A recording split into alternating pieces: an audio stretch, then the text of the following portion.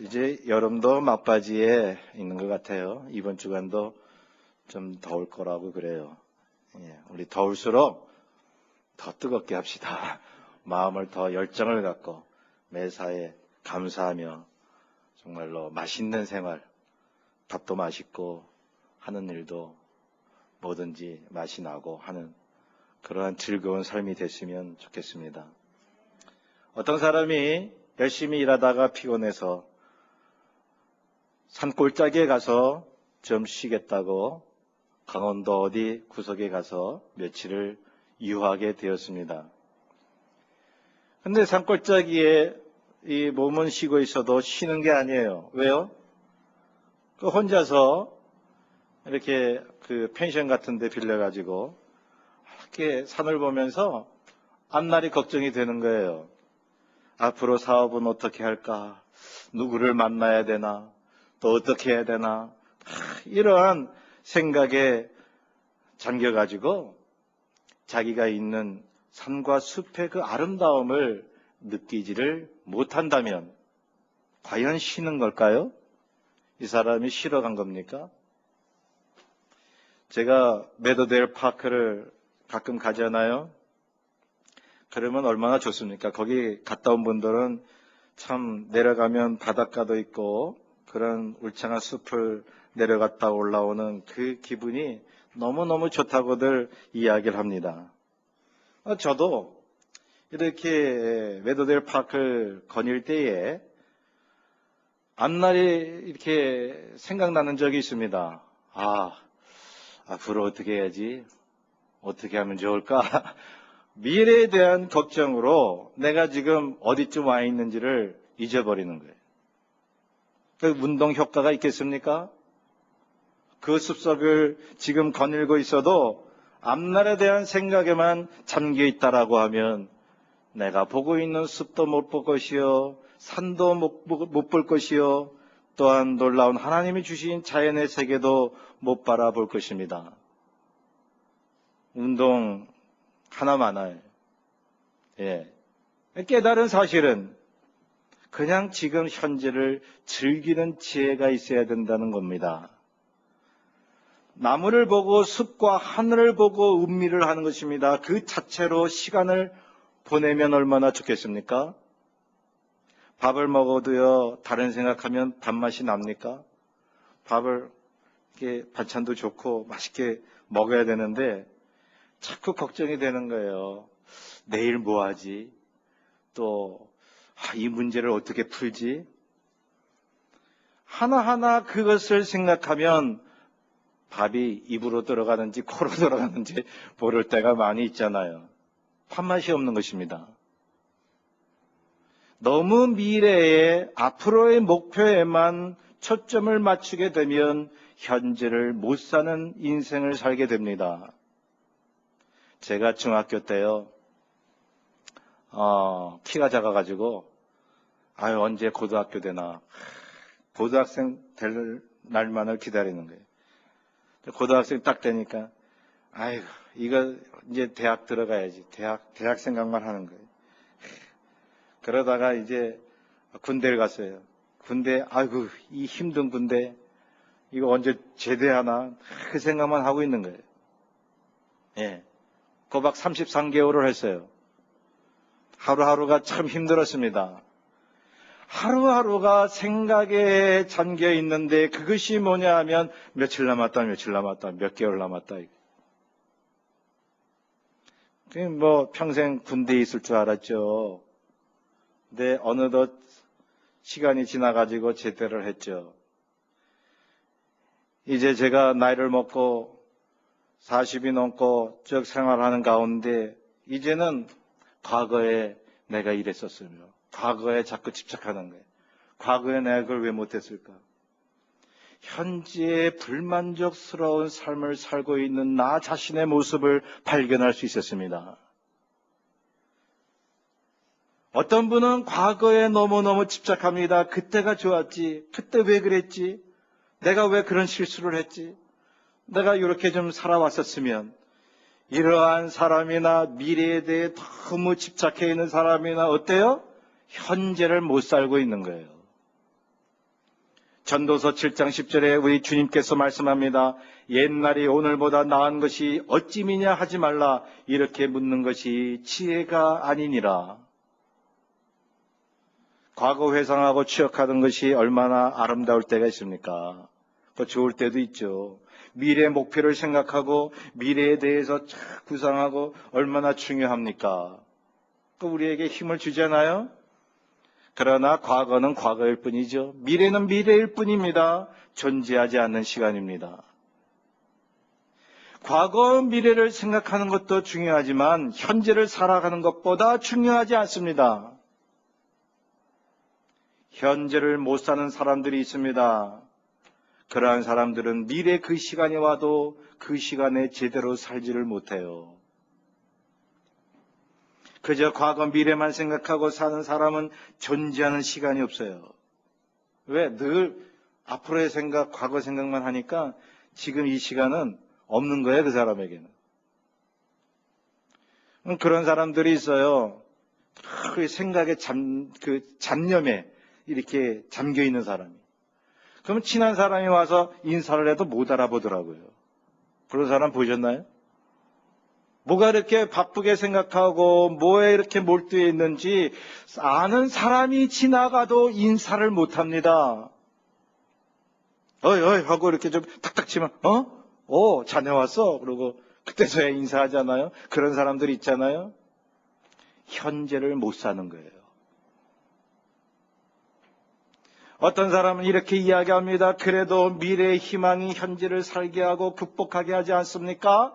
라고 외쳐댑니다. 저는 그 말에 적극적으로 동의합니다. 굉장히 옳은 것입니다. 성경에 보면요, 미래에 약속하고 축복하고 약속이 성취될 거라고 하는 걸 누누이 주님께서 말씀하잖아요. 그러나 성경이 말하는 더 중요한 포인트는 현재를 어떻게 사느냐에 따라 달라진다는 거예요. 지금 내가 주님 앞에, 내 삶 앞에, 사람들 앞에 어떤 태도로 사느냐에 따라서 미래도 달라진다는 거예요. 그런데 지금은 생각하지 않고 자꾸 미래 걱정만 하고 있잖아요. 참 이거 우리 고쳐야 돼요. 현재를 못 사는 거예요. 현재를 즐길 수가 없는 거예요. 어느 환자가 사형 선고를 받고 죽을 고통이 있었는데 이분이 신앙이 어찌나 좋은지 내가 죽어도 천국에 갈 걸 믿습니다. 하나님이 또한 이 땅에서도 고쳐줄 걸 믿습니다. 하는 믿음을 갖는 거예요. 참 훌륭하잖아요. 훌륭한 믿음이잖아요. 그래서 그분이 앞으로 고쳐줄 거고 죽어도 천국에 갈 걸 믿으면서도 만일 지금 주님이 나와 함께 하시고 지금 그 주님으로 인해 평안을 느끼지 못한다라고 하면 미래 소망도 희미한 거예요. 본문에 보면 기원전 600여 년경 하박국이라는 선지자, 이 선지자가 유다의 죄 때문에 고통을 느끼고 하나님의 심판을 예언해야만 했던 선지자입니다. 심판을 예고했어요. 이 하박국 이 선지자 이 책을 보면요, 거의 다 하나님께서 앞으로 심판을 할 거다라고 하는 내용이 많아요. 그럼에도 불구하고 지금 궁핍한 그러한 처지에도 하나님으로 인해 즐거워한다고 외쳐댑니다. 내일 종말에 와도 하나님으로 인해 기뻐한다고 외쳐댑니다. 누구죠? 그 스피노자라는 사람이요, 그런 얘기를 했다고 그러죠. 내일 지구 종말이 와도 오늘 내가 사과 한 그루를 심겠다고. 지금 현재를 중요하게 생각하는 거예요. 제가 우리 다 알잖아요. 전에 주님이 몇 날 몇 시에 온다고 말이죠. 재림할 날짜가 가까운다고 막 떠들어댔던 사람들이요. 그러한 사람들을 되돌아 보니까 몇 월 며칠 시간도 정확해요. 어떻게 예수님도 그날과 그 시를 모르신다고 말씀하셨는데 예수님보다 더 신령한 사람들이잖아, 이 사람들은. 그러면서 예수님이 곧 오신다고 어떻게 해요? 직장 그만두는 거예요. 자녀들을 학교 그만두라고 그러는 거예요. 그리고 가출을 하는 사람도 있어요. 그래서 산골짜기에 모여서 흰 옷을 입고 주여 주여 외치는 거예요. 얼마나 잘못된 태도입니까? 정말 주님이 곧 오신다고 생각을 했다면 종말론적인 신앙이란 현재에 충실하는 거예요. 가족을 사랑하고 세상 사람들 이웃을 함께하고 나누고 거기서 즐거움을 찾고 이러한 사람들이 미래를 준비하는 사람이죠. 성경의 인물들을 보세요. 미래에 하나님의 심판의 예고가 있을지라도 또한 주님께서 소망을 주셨어도 현재의 시간을 그 미래의 소망처럼 살았습니다. 그 환란이 닥쳐와도 소망을 잃지 않았습니다. 현재에 충실했습니다. 누가 천국에 갈 수 있을까요? 어느 누가 이렇게 질문한다면 저는 이렇게 대답하고 싶어요. 지금 천국같이 살고 있는 사람들. 그런 사람들이 나중에 천국 갈 수 있는 자격이 있는 거예요. 천국 갈 수 있다는 믿음을 가진 사람이 지금 천국에 그러한 하나님이 주시는 맛을 느끼는 거예요. 주님께서 말씀합니다. 회개하라. 천국이 가까이 왔느니라. 주께서 또 말씀하셨습니다. 천국이 여기 있다 저기 있다 할 것이 아니요 너희들 가운데에 있다고. 이미 천국이 도래했다고. 저 멀리 있는 게 아니에요. 야곱을 보세요. 에서의 눈을 피해서 이제 외삼촌 라반의 집으로 막 가는데 얼마나 힘들었습니까? 도망의 길이었습니다.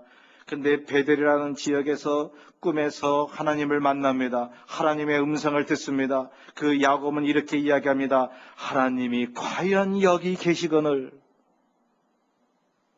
앞으로 하나님께서 다시 돌아오게 하셔서 거기서 하나님의 꿈을 이루시고 지금은 너무 힘들어. 언제 또 이렇게 돌아오지? 가면 뭘 하지? 이게 아니에요. 하나님이 여기 계신 거예요. 꿈이 이루어지고 있는 거예요. 현재. 요셉도 꿈을 꾸는 사람이었습니다. 그런데 먼데 그런 꿈이 있는 것이 아니라 애국 감옥살이 속에서도 고난 속에서도 하나님이 주신 꿈을 체험하고 있었던 거예요.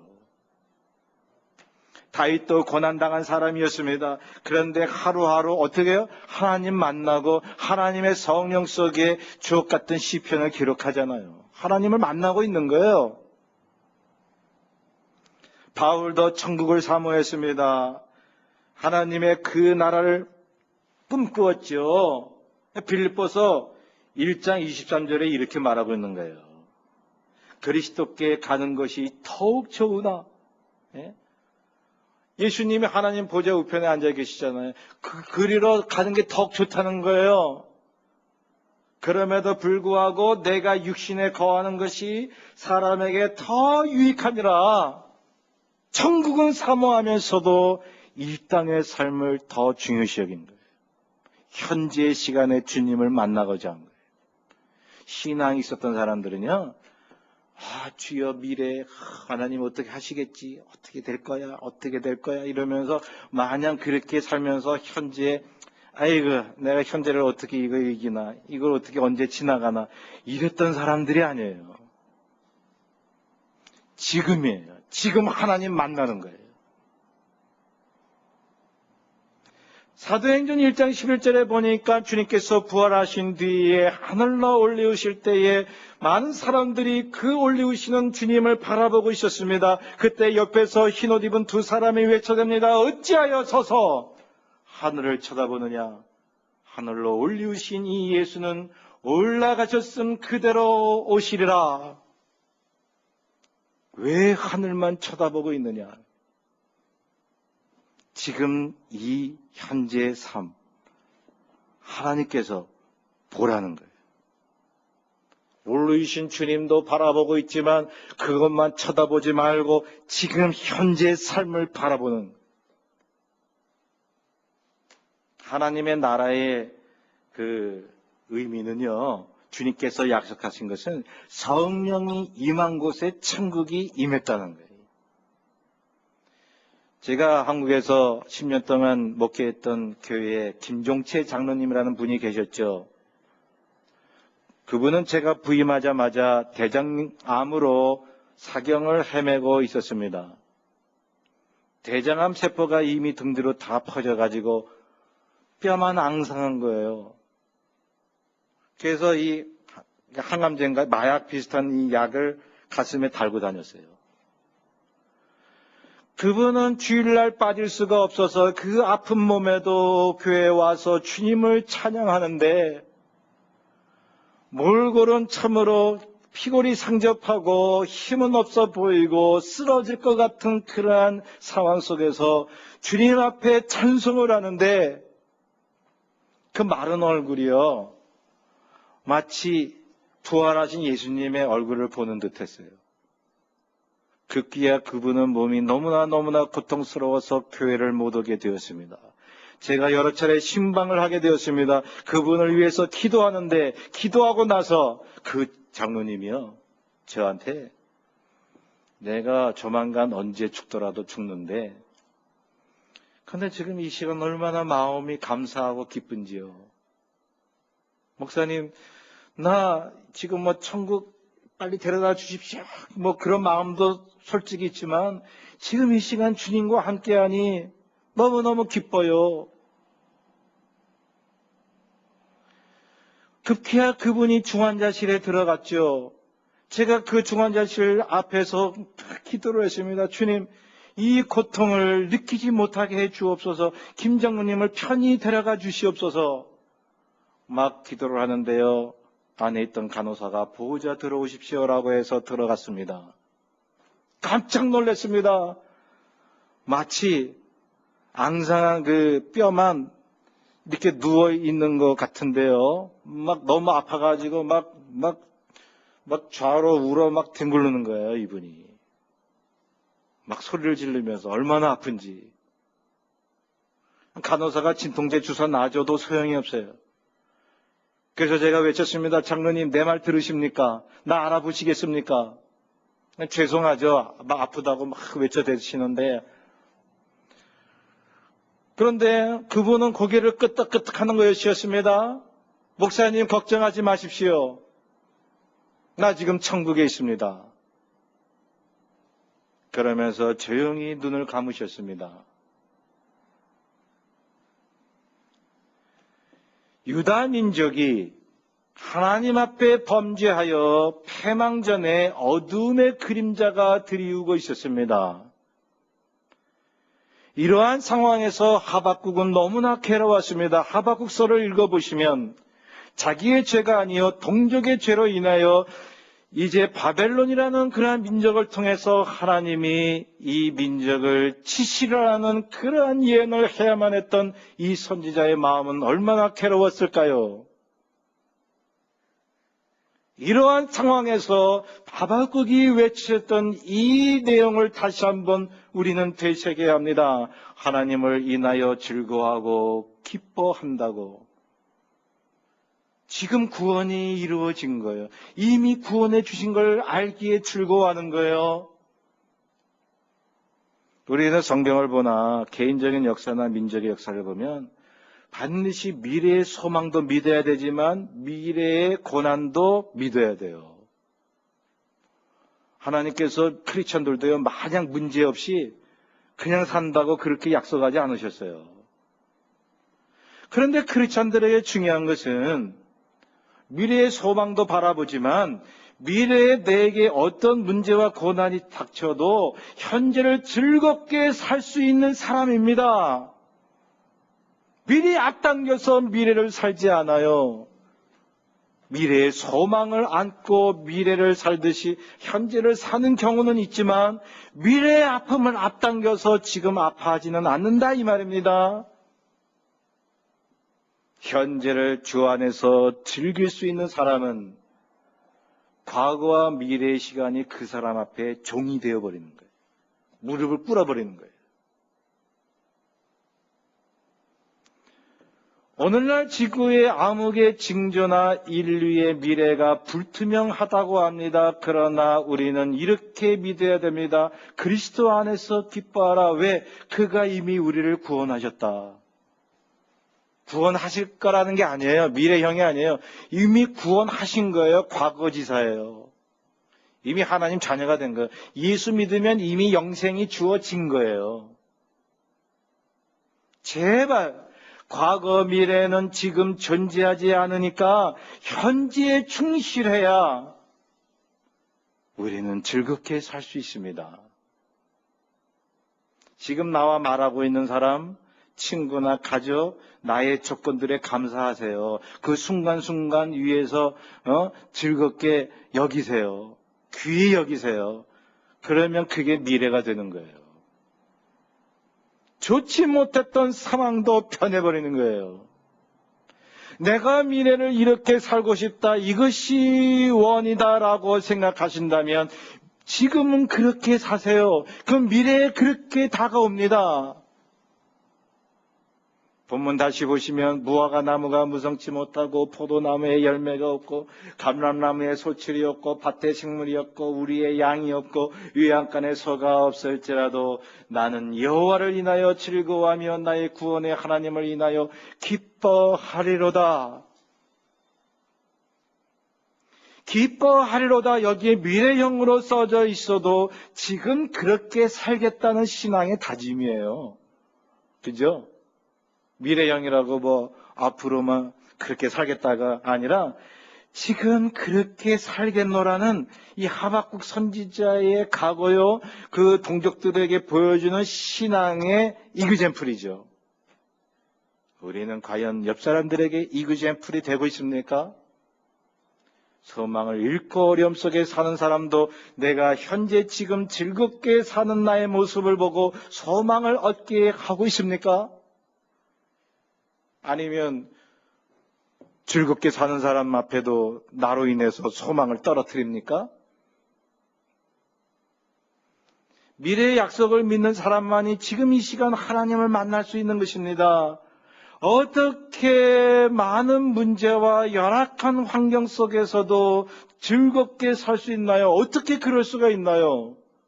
어떤 분은 반문할 것입니다. 목사님이 아무리 그렇게 이야기하지만 그거는 하나의 이상 아닙니까? 우리의 단지 바람 아닙니까? 문제가 있고 고통이 있는데 어떻게 지금 내가 삶을 즐길 수가 있나요? 그렇게 질문하는 분에게 제가 말씀드리고 싶은 것이, 그럼에도 불구하고 그렇게 살도록 하십시오. 그 길만이 길입니다.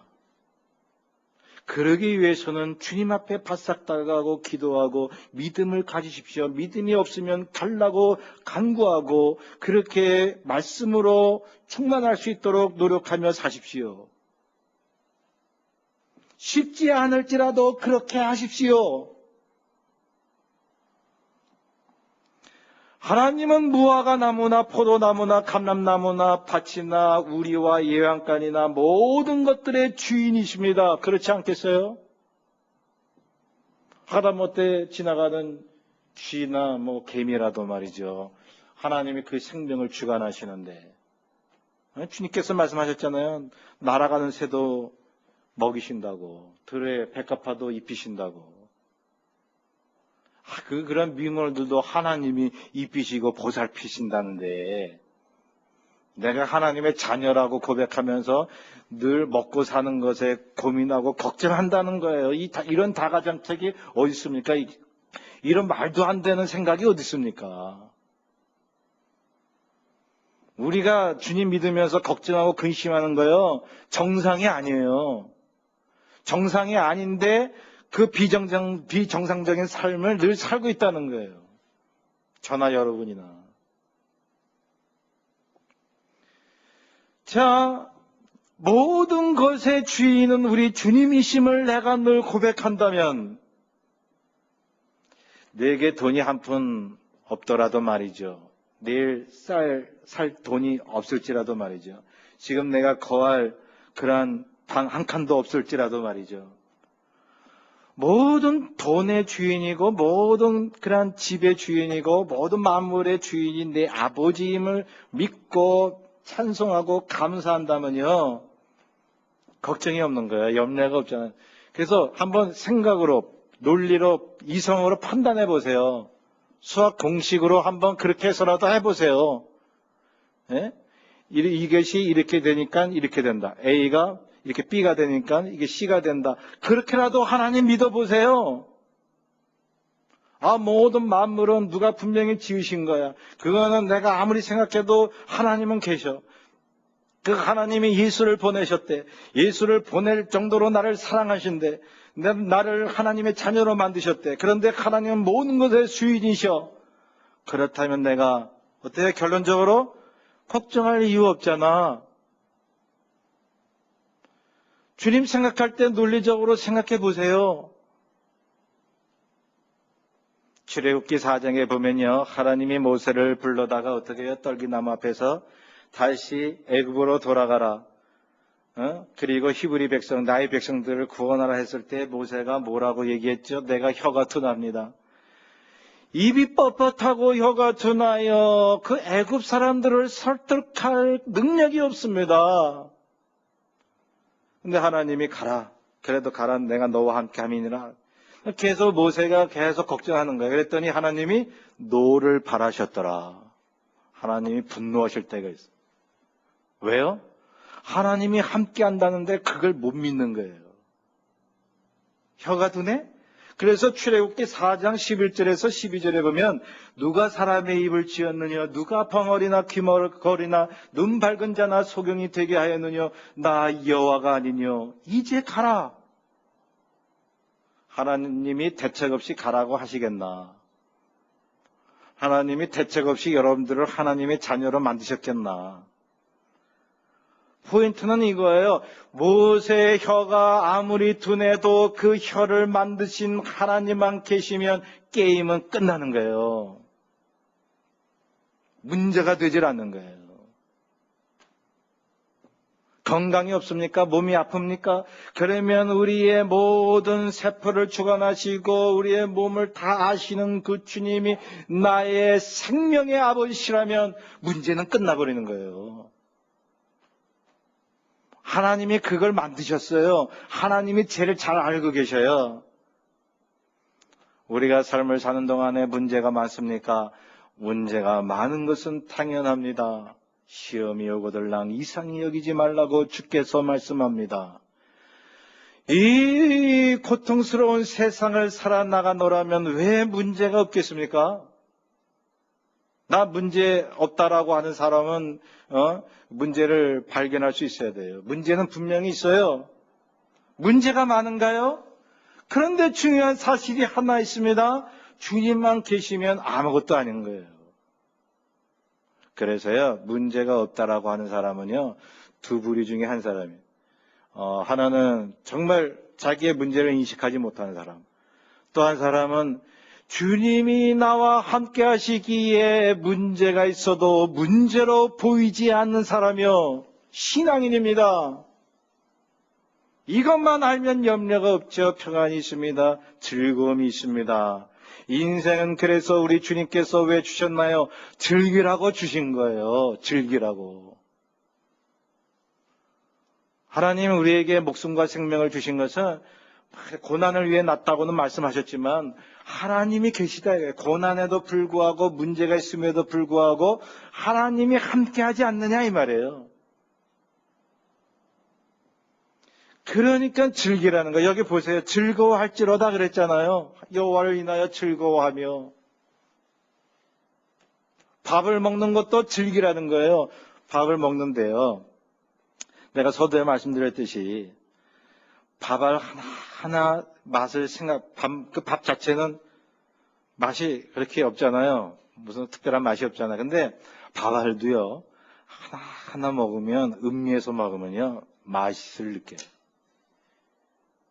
반찬 김치, 꼬부라진 김치 하나도요, 맛을 가만히 생각하며 즐기면 뿔이 돼요. 그게 다 건강으로 가는 거예요. 그러면서 나의 영적으로도 막 생동감이 생기고 건강이 막 다가오고 그러는 거잖아요. 근데 밥을 먹는데 그냥 삐질삐질 그냥 마지못해서 그냥 먹으면요. 어떻게 해요? 그게 다 건강으로 갈까요? 걱정, 염려 가운데 식사하면 체하죠? 몸에 안 받아들이는 거예요. 몸은요, 우리의 몸은 그렇게 만들어졌어요. 즐거워할 때 받아들일 수 있는 거예요. 하나님이 그렇게 창조하셨습니다. 성경에 보면 하나님은 사람과 함께 하실 때요, 미래나 과거에 있지 않으셨습니다. 물론 미래에 대한 소망은 약속하셨습니다. 그리고 과거를 회상하게도 하셨습니다. 그렇게 생각해서 어떻게 해요? 현재를 주님 앞에 바르게 서라는 거예요. 하나님이 정작 사람과 함께 하신 것은 현재의 시간밖에는 없었습니다. 하나님이 기적을 베푸신 것도, 나타나신 것도, 능력을 베푸신 것도, 예언을 하신 것도 지금 그 당시 그때 현재의 시간이었다는 거죠. 그러므로 우리는 이렇게 살아야 됩니다. 하늘을 봐도, 나무를 봐도, 사람을 봐도, 또한 운전하는 순간에도 주 안에서 즐겨야 합니다. 재밌게 사세요. 그냥 아이고 이를 악물고 푸득푸득 이렇게 살라고 하나님이 우리에게 인생 주신 거 아니잖아요. 미래 걱정은 다 주님 앞에 맡기십시오. 그게 행복입니다. 그게 신앙입니다. 그럴 때 어둠이 한 길로 왔다 일곱 길로 도망가고 주님께서 나의 기도를 드디어 응답해 주시는 것입니다. 현재를 살 줄 아는 사람에게, 믿음을 가진 자에게 주님께서 내가 지금 여기 있다고 나타나 주시는 것입니다. 이번 한 주간도 그렇게 사시는 우리 모두가 되길 간절히 소원합니다.